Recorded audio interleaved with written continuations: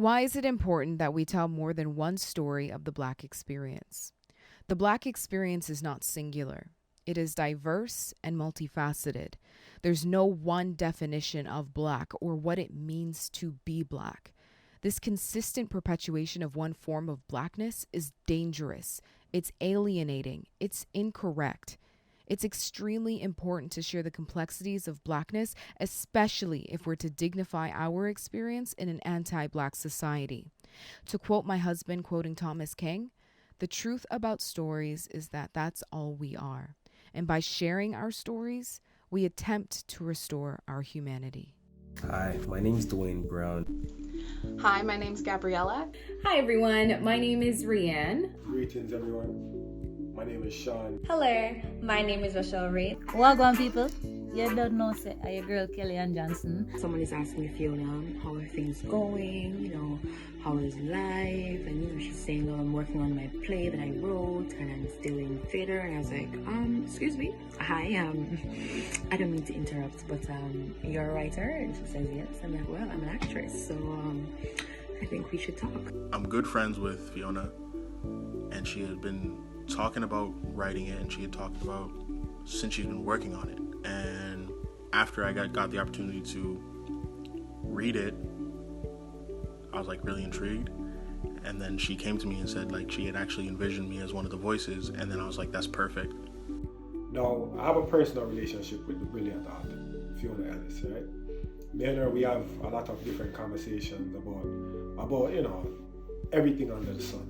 In having these conversations, it often leads to us having debates, friendly disagreements, and it also leads to us agreeing and having passionate, shared experiences that we'll express to each other in a very memorable manner. Fiona Ellis is an amazing playwright. She's an amazing creator and she's an amazing artist. She's a great thinker. Why you decide to say yes? Simple. It long overdue. She talented. She moves on purpose. She is very, very conscious about how she represents her people and the kind of conversation she has to not only shine light on issues but also show the positives as well as the disadvantages of how this world works. I was approached by Fiona a little earlier this year, letting me know that the play that she had been working on for years, that she had spoken to me about for years, was finally going to be published this year or brought to life this year, and I was so happy for her. From the first moment I read it, I loved it, absolutely loved it. I thought that it was insightful. I thought it was hilarious at points. I thought that it was incredibly eye-opening. It was so poetic, and it taught me so much about myself and how I view Blackness, and also about other Black experiences that I may have been completely oblivious to. When I heard that she finally finished this masterpiece, I was excited to read it. I was excited to hear more about it. I was excited to participate in it. And I was actually glad and flattered when she came to me and asked me to be one of the voices. She approached me and asked me to be one of the actors, and I was so honored. You don't even understand. For something that I wasn't even really allowed to read, and I get to read it now as an actor, that's amazing. I thought I was just going to be an audience member, so of course I had to say yes. I thought it would be not just a great experience to see everyone else, and because everyone who did it was of some, we're all immigrants or descendants of immigrants, and so it was interesting to see that, I'm not the only one going through this. Everyone else who is coming from back home and coming here and subjected to this is going through it as well. I believe the importance of this narrative is to explore how countries and cultures see Blackness and how we view Blackness ourselves. When she asked me to do the specific character that I will be playing, I felt like I was reading myself, my very own experience. And to know that this thing could happen and it's not just me says a lot about the silence that is surrounding it. We're coming from a place called Jamaica, like beautiful, wonderful island of Jamaica, where we don't really focus on race as much, which that's how it was prior to the 1500s, to be honest. So when you move to a place like Canada, you focus a lot more on race and the differences that exist between races, and her play like kind of explores that theme. It explores that concept. It asks the question as to whether or not that's a good thing or a bad thing, and just the fact that she's thinking critically about something that is so important, I have to applaud it. She had sent me the script, and I read it, and it resonated with me because moving from Jamaica to North America was an eye-opener for me too. In terms of how I was cultured back home and coming into this diverse culture. I felt it was relevant, and I felt it was something that I could connect to, which you don't necessarily find in every single thing something that you can relate to. Each conversation was extremely relatable, and I could easily replace their specifics with mine. It was so easy to understand and so easy to tell that story because we were all experiencing it, and I'm sure there are so many people in North America, Canada specifically, who are experiencing it and whose experience are being how do I say this? Devaluated? Is that the right word? Our experiences aren't being validated, and I don't think they need to be validated. They just need to be understood. That concept, the idea of blackness, and the many ways it manifests, and the many ways it takes form for many people, I wanted to see what her critique was on it, and to see the development of the characters. I feel like this play is necessary. It is needed, it is unapologetic, and it is real. The conversation around the play, it is dealing with stereotypes. It is shining different perspectives on racism and colorism, not only as just being a black person existing in Canada, but also immigrants who are also from the Caribbean, because that is a thing that we often do not talk about.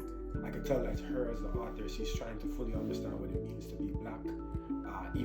Is that even the correct term that we should use when we're making reference to who we are as people, as African people? I felt like it is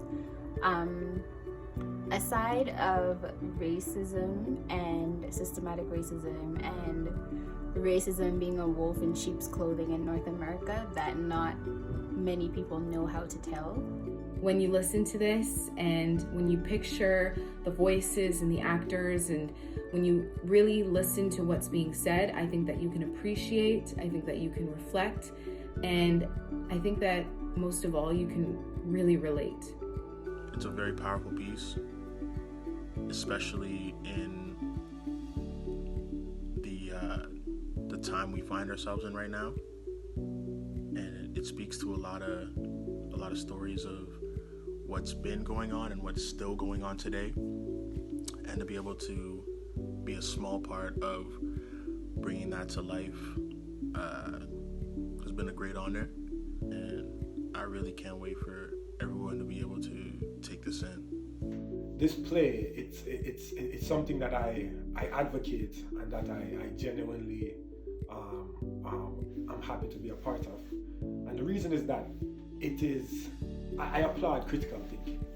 I love critical thinkers. I love people that they realize that they have a brain, they have a mind, and they try to push it to its limits, even though it's limitless, to be honest.